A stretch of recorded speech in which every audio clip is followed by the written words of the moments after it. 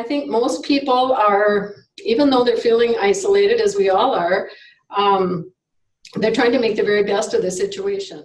Let's have a conversation about stories. There is power in your story, power that can positively impact another person in ways you may never know. At Inspired Woman, the stories people share help change lives every day. I'm Marcy Narum, and this is Inspired Woman Conversations. Hi everyone, my guest today is Jan Sparrow. She is the office manager at Trinity Lutheran Church in Bismarck, North Dakota. Hi Jan. Hi. Thank you for joining me today. I know you've been really busy and lots of things happening. Tell me a little bit about yourself. How long have you been office manager at Trinity? Okay, I have worked at Trinity for 35 years. I was hired back in 1985 as part-time volunteer coordinator, and I did that for about 4 or 5 years. And then when the office manager at that time retired, they asked me to take her place, and I've been here ever since. Wow, 35 years. Yes. That's amazing. I don't know where the time has gone. Yeah. And is it a job that you love? I absolutely love my job. I can just say that I can hardly wait to get here in the morning. I realize a lot of people might not believe that, but it's the honest truth. I love my job. Well, you're in a church, you can't lie. Right. So what about times like this?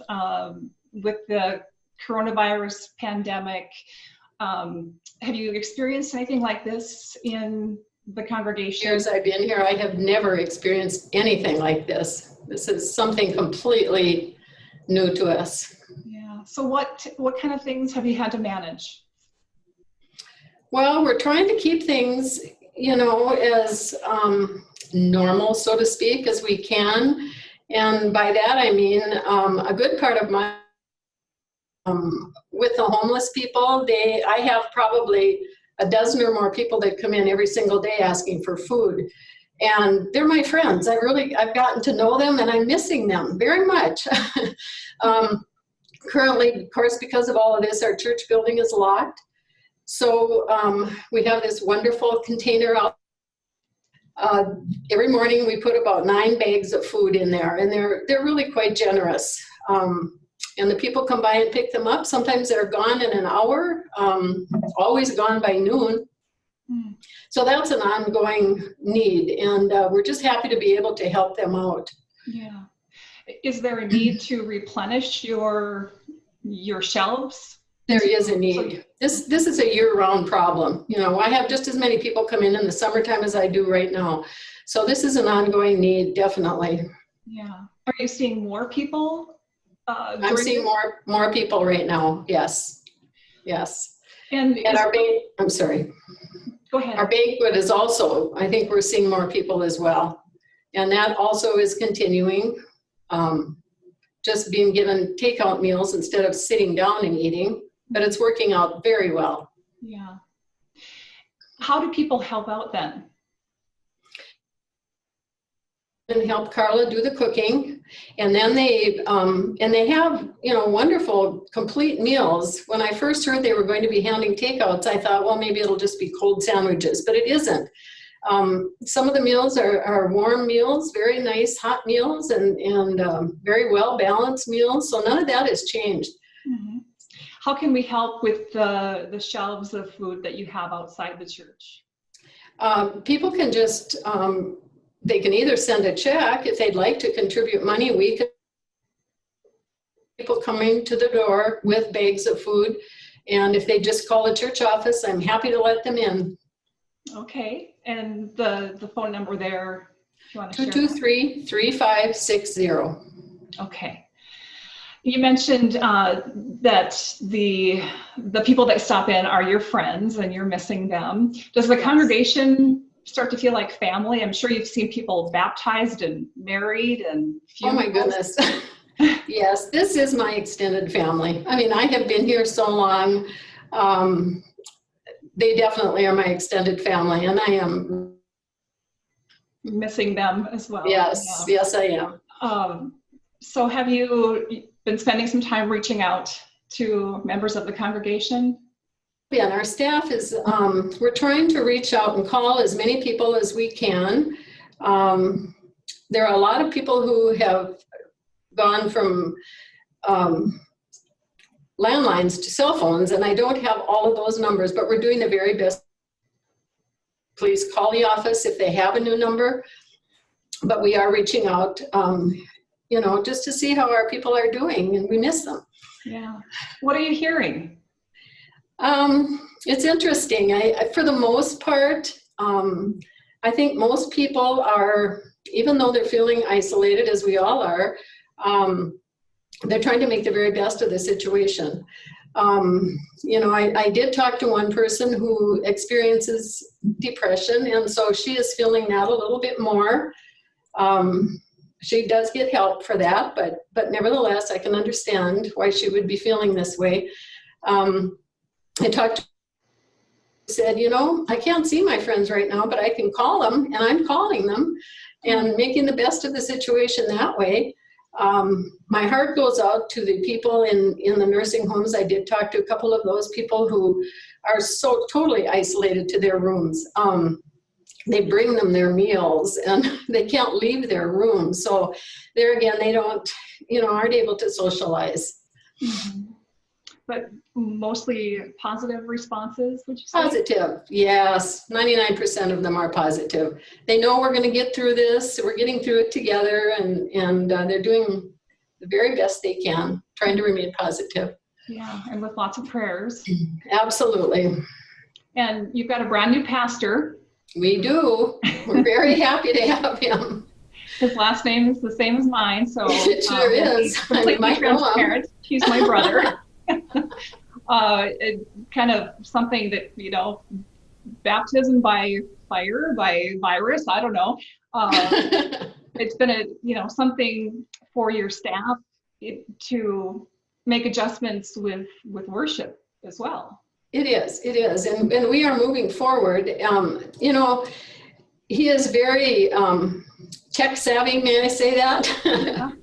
And he's been very good for us that way. We're trying to do as many things as we can on Facebook, online. He's wonderful that way.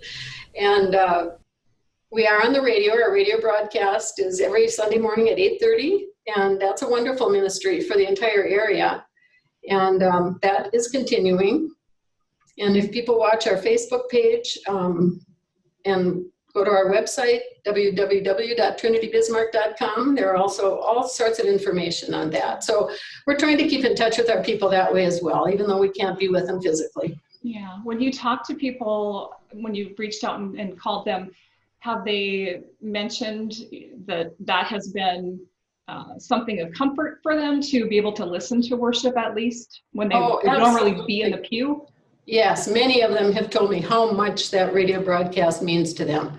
They just said, I don't know what I'd do without that. It really makes me feel a part of worship. Yeah, it is different. So, it is different. It really is different. Yeah. But it isn't all bad. You know, many good things are coming out of this as well. So I've been reflecting a lot on just all of this for myself and learning things about myself. Jan, are you learning things about yourself or about the community, about your congregation? I think what I'm learning about myself probably the most is really how much I need people. I'm very fortunate that I am able to continue coming to work. Even though our building is locked, we have a wonderful staff. And I'm very blessed to be able to see them every day. But I do find that I am really missing being around people. I live alone. I lost my husband about 9 years ago. And, you know, at that time, I was told that my goal was to go from loneliness to pleasurable solitude. And that took me several years, really, to reach that point. And I think I've been thinking about that these days. I find myself, I'm fortunate to live enough by a little body of water. And I find going into my sunroom and just sitting in a chair and just really looking at that water and taking deep breaths, kind of trying to be mindful of the moment, because really that's all we have.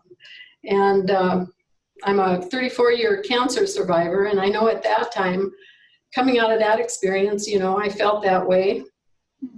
Just enjoy the moment, but then you get complacent after a while, and you need to kind of be reminded of those things again. And I'm finding that I'm doing a lot more of that right now. That is beautiful wisdom. Can you tell me a little bit more about how you have any other ways that you have found pleasurable solitude? That is like a gem of wisdom right there. Well, I'm a person that does not like to be alone. I don't. However, I was forced into that when my husband passed away, to have children and grandchildren in town. But right now, of course, I'm not seeing as much of them as I'd like to. So I just think, I need to just get myself more. It's not an easy thing to do when you're not used to it. But yeah, I think just reflecting and just getting to know myself a little bit better. Yeah. Well, thank you for your service and what you're doing for the congregation and for the community. You're in the prayers of many people, and I'm sure Trinity Lutheran is, of course, one place that is saying a lot of prayers many times a day, that we will get through this. Thank you. I'm very blessed to be here and to be a part of this ministry. I love it very much. All right. Thanks so much for what you do, and stay well, Jan. Thank you, Marcy. You as well. Thanks. Keep up with all the Inspired Woman conversations at inspiredwomanonline.com. Subscribe to the Inspired Woman YouTube channel or follow us on Facebook at Inspired Woman and on Instagram and Instagram TV at Inspired Woman by Marcy. We'll see you next time for another Inspired Woman conversation.